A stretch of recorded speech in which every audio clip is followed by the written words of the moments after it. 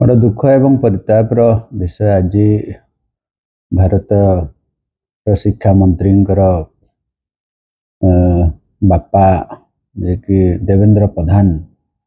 पूर्वतन राज्य सभापति तथा भारत वर्षर अटल समय मंत्री थे जड़े जनाशुना भारत वर्षर नेता एवं तांकर अवदान अतुलनीय अच्छी साधारण लोकंकर से नेता दीर्घ समय एवं लंबा समय धरी लोक मान सेवा करुले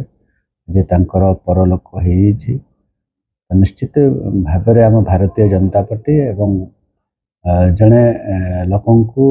सेवा करुवा नेता आज परलोक हो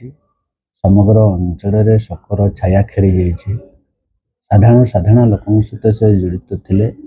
एवं ओडिशा पई तांकर अवदान अतुलनीय एवं विशेषकर देवगढ़ जिला अनुगुल जिला एवं संबलपुर जिले में तांकर अवदान अतुलनीय कहले अत्युक्ति हेनी। आज तांकर परलोक होती अवसर